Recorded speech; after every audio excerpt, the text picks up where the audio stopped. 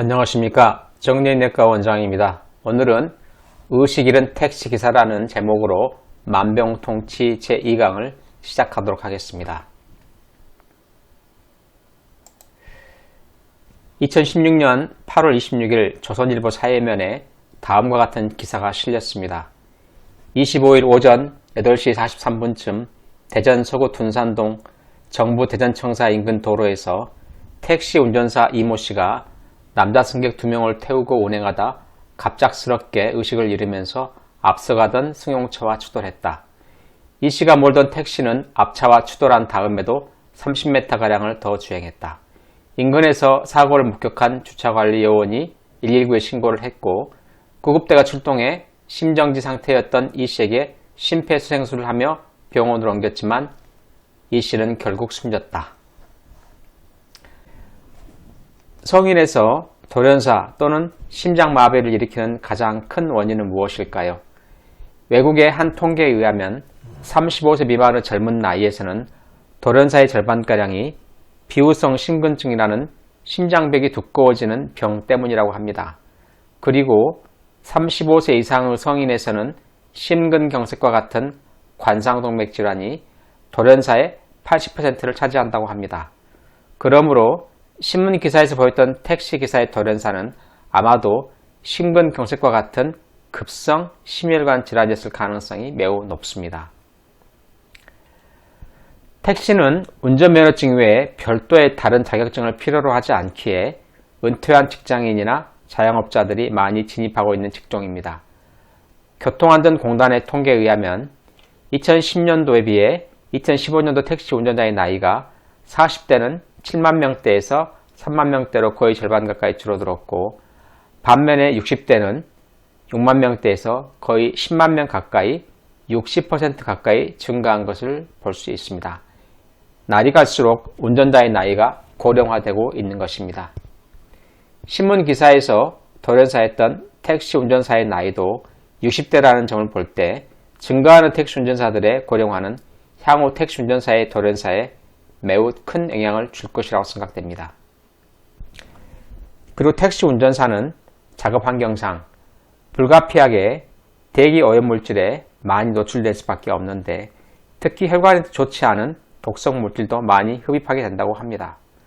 그리고 연구에 의하면 택시 운전사는 좁은 공간에서 장시간을 지내야 하기 때문에 아무래도 신체 활동량이 적어서 비만 비율이 일반 근로자에 비해서 더 높고 고혈압, 당뇨, 그리고 급성 심근경색의 발병도 더 높다고 합니다.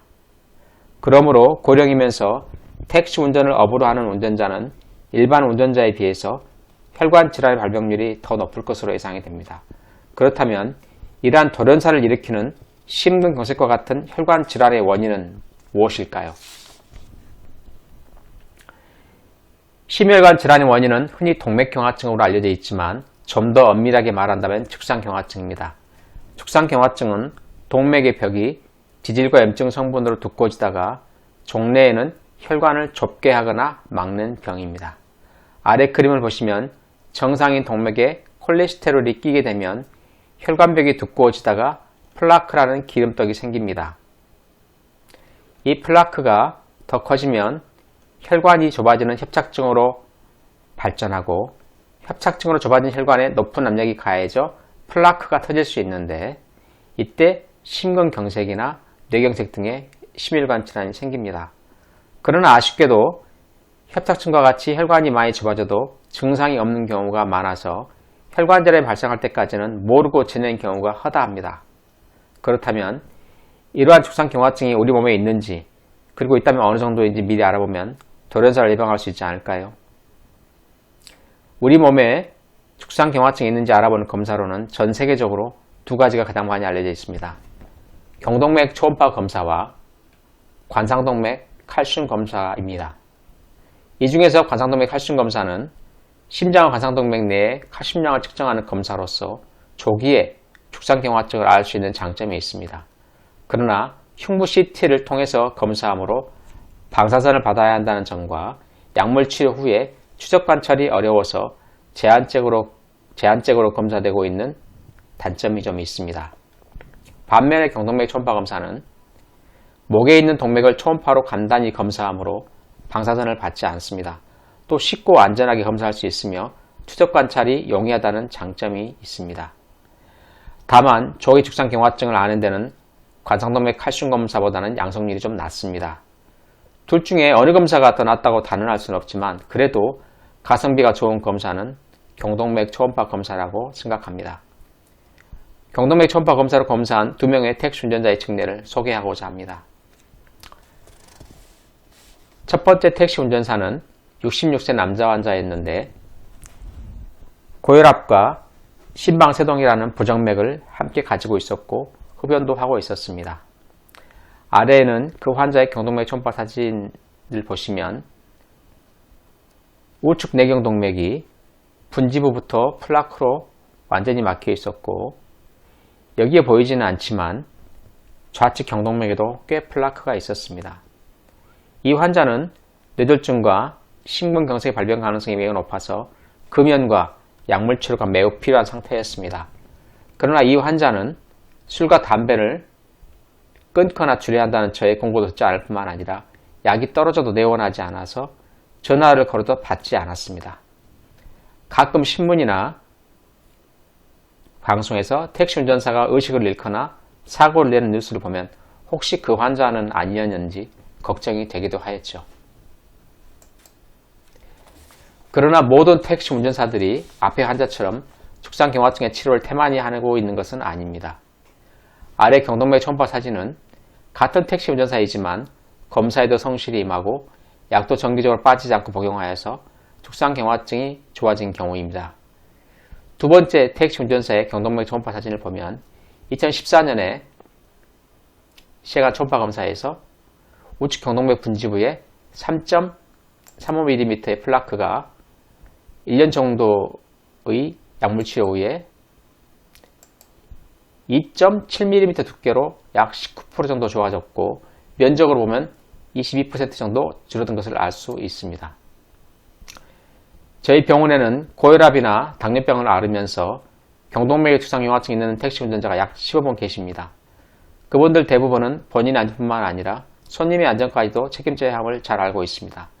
그래서인지 검사와 치료에 다 적극적으로 임하시고 관리도 잘 되고 있는 편입니다.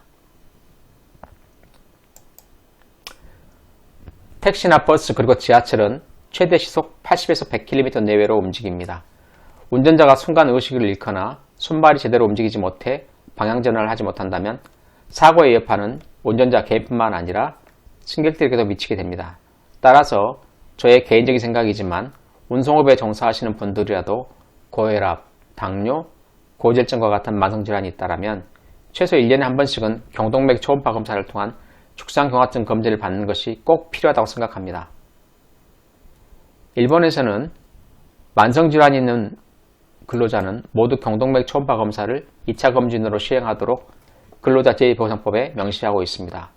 그 법이 시행된 지가 2001년이니까 18년 전부터 근로자의 축산경화증에 의한 산업재해 예방과 승객 보호를 위해서 경동맥 초음파 검사를 시행하고 있는 것이죠. 이 챕터의 서두에서 예로 들었던 교통사고는 신문지상에서나 드물게 볼 수 있는 경우가 아니라 우리 주변에서 흔하게 일어날 수 있는 사고입니다.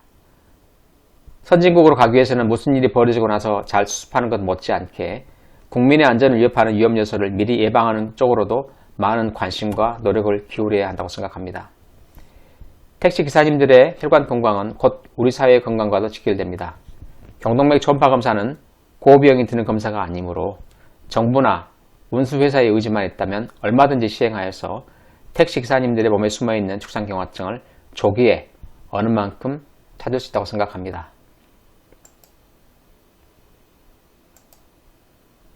네, 감사합니다.